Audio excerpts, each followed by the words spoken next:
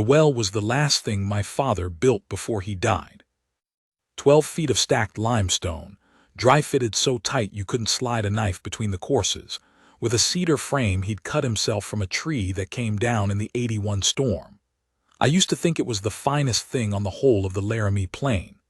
By the winter I'm telling you about, the rope had rotted off the windlass, and the bucket sat down in 4 feet of frozen mud, and I hadn't drawn water from it in 3 years. I hauled from the creek instead, a quarter-mile each way with 2 tin pails, and I didn't much care. You stop caring about things when there's nobody to care alongside you. That was the shape of me in December of 1889, 41 years old, 11 years on that claim.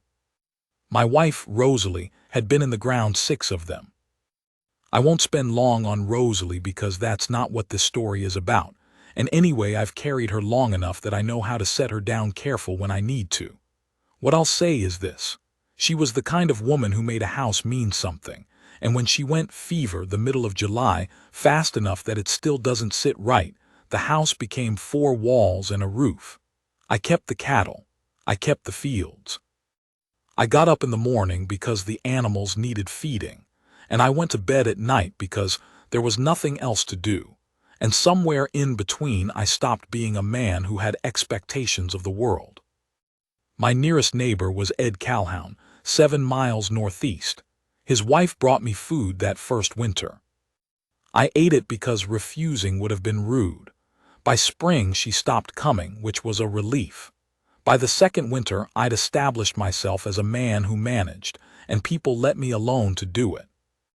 Managing is not the same as living. I knew that. I just didn't know what to do about it. It was my habit late in the year to walk out to the well after supper, not for water, for the quiet.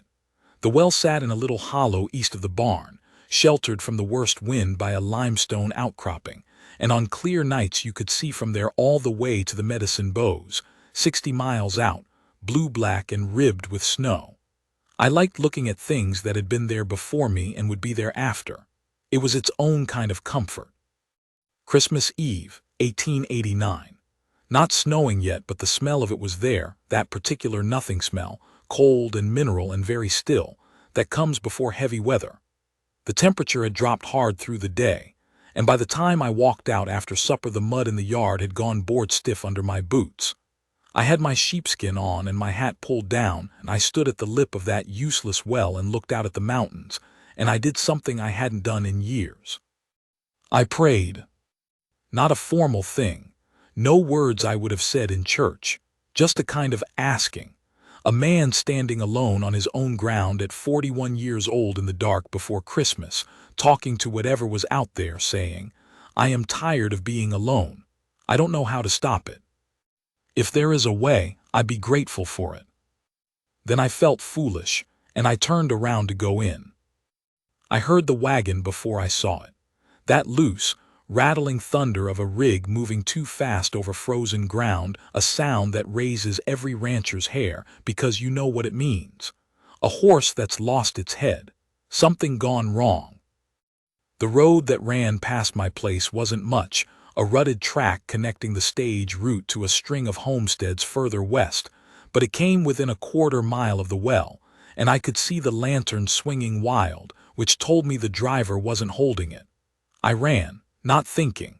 You don't think when you hear that sound. You run.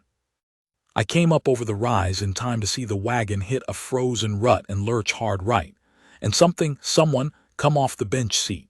Not thrown clear exactly.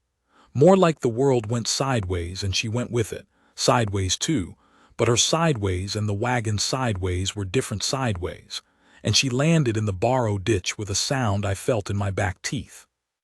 The horse kept going. I watched the lantern bob and swing until it vanished in the dark, and then there was just the cold and the quiet and a woman lying in the ditch. I went down to her. She was face up, half in the ditch and half out, and when I got there she was already trying to get her elbows under her, which told me her back wasn't broke. I said don't move, and she said I'm not stopping for you, which told me something else about her entirely. She had a cut above her left eye that was bleeding into the cold, and a wrist she was holding against her ribs. When I got a hand under her arm to help her up, she let me, but she didn't lean on me any more than she had to. She got her feet under her. She looked at me. In the dark, I couldn't make out much more than the shape of her face and the cut, and the fact that she was shaking hard enough I could hear her teeth. I said, "My house is a quarter-mile. Can you walk?" She said, "I can walk." She walked. I matched her pace. When she stumbled on the frozen ruts, she let me catch her elbow, and I kept my hand there the rest of the way. That was all. Her name was Clara Voss. 47 years old, she told me later, 6 years older than me, which surprised me and then didn't. A widow out of Cheyenne, traveling to a cousin's place 3 homesteads west of mine. The wagon was hired. The driver, she thought, had been drinking. The horse had been frightened by something in the road, a coyote, maybe, or just darkness, and the driver had dropped the lines. She sat at my table while I heated water and tore up a shirt I didn't need anymore and cleaned the cut on her head. The wrist wasn't broken, just twisted hard. I wrapped it with a strip of the same shirt, and she watched me do it with a steadiness that was unusual. Most people look away when you work on them. She watched, which I took as either courage or a habit of paying attention. Turned out to be both. I made coffee and put together what I had: cold salt pork, bread I'd baked 2 days before, some dried apples, and she ate without apologizing for eating, which I respected. When she was done, she looked around the kitchen in that particular way a woman has of looking at a kitchen, taking inventory without saying anything. I told her she could sleep in the bedroom. I'd take the floor by the stove. She said that wasn't necessary. I said the weather was coming, and she wasn't going anywhere tonight in any case, and she'd better rest that wrist. She said, "You're right on all 3 counts." And that was that. I lay on the floor by the stove and listened to the wind pick up, and sometime in the night the snow started, and by morning there were 16 inches on the ground with more coming. The road west was buried. The road east was buried. I went out before first light and dug out the barn and fed and watered and came in and put a fire up, and by the time she appeared in the kitchen doorway, her hair pinned up and her face pale but composed, I had coffee going and salt pork in the pan. She said, "You're already done." I said, "Cattle don't wait for weather." She said, "Mine didn't either." That was when I understood she hadn't just lost a husband. She'd worked a place. She knew what mornings looked like. She stayed 4 days. The snow kept coming, 2 more inches the second day, then a hard freeze that turned the surface to glass, then another 8 inches on top of that. I sent word to Ed Calhoun by way of a man traveling east on horseback, and Ed got word to her cousin, and the word that came back was, "Wait for a thaw." 4 days. I had not had company in my house for more than an hour in 6 years. I had forgotten what it was like to hear another person moving around. The sound of her in the kitchen before I came in from the barn, boots on the board floor, a spoon against the side of a pot. She was not a talker. That helped. We went through those 4 days without filling them up with noise, which was the right way to go about it. We talked when there was something to say. We were quiet when there wasn't. By the 3rd day, the quiet felt like the right kind, not the kind that sits between strangers, and I noticed I was eating more than usual because there was something on the table worth sitting down to. On the 2nd evening, she asked about the well. I'd mentioned it in passing, said I hauled from the creek. She'd asked why. I'd explained the rope was gone. She said, "Why haven't you replaced it?" Her voice was plain, not accusatory, the way you ask a plain question.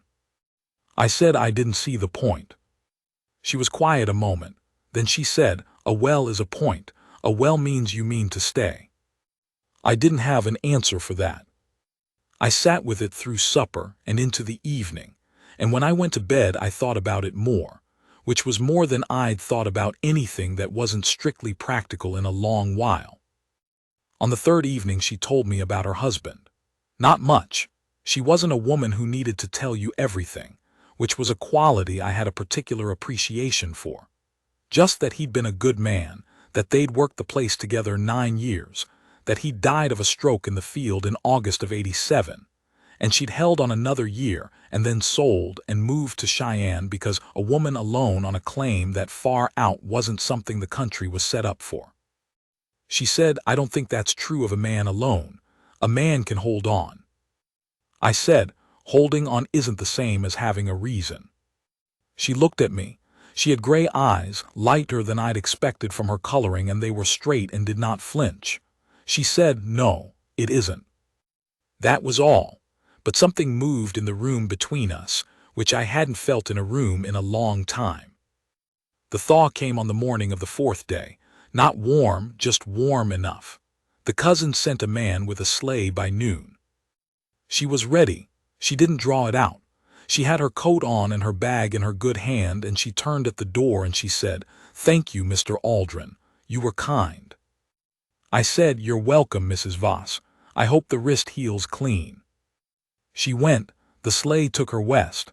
I watched it go until the trees took it. I went out to the well. I stood there a while. The snow was brilliant in the afternoon light, blue-shadowed in the hollows, and the medicine boughs were clear for the first time in days, white and enormous and indifferent. The cedar frame of the windlass was sound. My father had built it to last. All it needed was rope and a bucket. Hardware I had. Rope I could get from Ed Calhoun. I went in and ate and went to bed, and I did not sleep for a long time. And when I did, I dreamed of the kitchen with the lamp on the table and 2 cups, and the sound of boots on the board floor. I wrote to her cousin's address in the first week of January. I am not a man who writes letters. It took me 3 tries to say what I meant without saying too much of it. I wrote, "Mrs. Voss, I find I would like to know if you arrived without further incident, and if you are well. If it would not be unwelcome, I would be glad to correspond. I am a man who is better in a letter than in conversation, though I realize I've given you no particular evidence of that. Your neighbor for those 4 days. Warren Aldrin." She wrote back in 10 days. Her handwriting was strong and even, and she used no more words than the thing required. She wrote, "Mr. Aldrin, I arrived without incident. I am well. The wrist is nearly right. I found you adequate in conversation for what it's worth, though I will allow that you may be better in a letter. I would not object to finding out. Clara Voss." I read that letter 4 times and then folded it and put it in the tin box where I kept the deed to the claim and Rosalie's picture. Then I went out to the well and measured for rope. We wrote through January and February, 3 letters each, then 4. She was interested in things I hadn't thought about in years, not personal things, not prying, just the state of the range, the price of cattle, what I thought about the territory pushing for statehood. She had opinions and she offered them plainly and expected you to have your own and say them back, which was refreshing in a way I hadn't known I was starved for. In her 4th letter she wrote a line that I still have memorized, "Can say it the way you can say a thing you've read 100 times. I think what I miss most about the claim is not the work, which was hard, but the purpose the work gave. A kitchen that feeds 1 person is still a kitchen, but it does not feel like one." I sat with that for 3 days. Then I wrote, "Mrs. Voss, I am going to ask you something, and I would rather do it in a letter because I am in fact better in a letter. I have a claim that needs 2 people. I do not mean that as a practical observation, though it is one. I mean it the other way, the way you described your kitchen. I am asking if you would consider coming back to see if this is the kind of thing that could work between us. I will replace the rope on the well before you arrive, so you can see I mean to stay." I waited 2 weeks, longer than usual. I was not sleeping well. Her letter was shorter than the others. She wrote, "I will come in April when the road is clear. I will bring my own opinion about the well, if that's all right with you." "That's all right with me," I wrote back. "I would expect nothing less." She came on the 14th of April. I drove to meet her at Ed Calhoun's because the road from the stage route still had soft spots, and I didn't want to chance the hired wagon. She was waiting outside with her 2 bags, and she looked exactly as I'd remembered and also different, taller, somehow, in the daylight and the spring air. She looked at the wagon and then at me and she said, "You came." I said, "I wrote that I would." She said, "Men write a lot of things." I said, "This one means what he writes." She held my look for a moment. Then she picked up one of her bags and handed me the other and got up on the bench and said, "Let's see this well, then." We drove back mostly quiet, which was the right way. The range was greening up, pale and tentative, and there were meadowlarks working the fence lines, and the sky was that thin, sharp blue you only get in April when the air is still cold but the light has changed. When we came up over the rise and the homestead came into view, she was quiet a moment longer. Then she said, "It's a good piece of ground." I said, "I think so." She said, "The barn needs paint." I said, "I know it." She said, "I'm not criticizing. I'm looking at what there is." I understood the difference. We went out to the well after I'd shown her the house. She walked around it, ran her hand along the limestone courses, tested the cedar frame. New rope, new bucket. I'd rechalked the windlass wheel and greased it and it turned smooth and easy. She lowered the bucket and it came up with good water and she cupped some in her hand and tasted it and said, "Cold and clean." I said, "Same as it ever was." She looked at me over the rim of her cupped hands, and there was something in her face I hadn't seen aimed at me in a very long time. Not pity, not charity, just a clear, direct seeing, a woman looking at a man and deciding that what she sees is worth something. She said, "Your father built this, right?" I said, "He built everything to last." She wiped her hand on her coat and she said, plain as the weather, "I'd like to stay, Warren, if you'll have me, not because I need a place, because this is a good piece of ground and you're a man who builds what he means to keep, and I think I've been looking at the wrong things for too long." The meadowlarks were going in the fence line. The mountains were out, clear and white and enormous. I had not cried since the day I buried Rosalie, and I did not cry then either. But something in my chest that had been held very tight for 6 years let go of itself, the way a rope will when you finally ease the tension off. And I put my hand out and she took it, and we stood there at the well my father built, and the water came up cold and clean out of the dark ground, and the world was the same world it had always been and also not. We were married in June, in Ed Calhoun's front room, with Ed and his wife and a circuit preacher and nobody else. Clara wore a gray dress the color of her eyes. Afterward Ed's wife made a supper that went on too long in the good way, and we drove home in the evening light, the range orange and quiet, and when we came over the rise and the homestead was there below us, lamplight just starting to show in the kitchen window. I'd left a lamp burning low. She put her hand on my arm. She didn't say anything, she just left it there. I'd replaced the rope on that well. I'd painted the barn. I was going to build a second room onto the house come fall, because Clara had a daughter in Cheyenne who might visit, and you make room for people. You make room, and you mean to stay, and sometimes that's enough to call a man back to himself. The well still stands. 60 years old now if it's a day, my father's dry-fitted limestone, tight as the day he set it. I drew water from it this morning the same as any morning. Clara was in the kitchen when I came in, the same as any morning, and she looked up and said, "Cold out." I said, "Cold enough." She put a cup on the table. That's the whole of it. That's the story. A man standing at a frozen well on Christmas Eve asking for something he didn't think he'd get, and the world being stranger and more generous than he had any right to expect. I'm not going to tie a bow on it. There's no bow that fits. There's just the well, and the water, and a woman with gray eyes who decided that what she saw was worth staying for, and a man who finally had a reason to mean it when he said he wasn't going anywhere.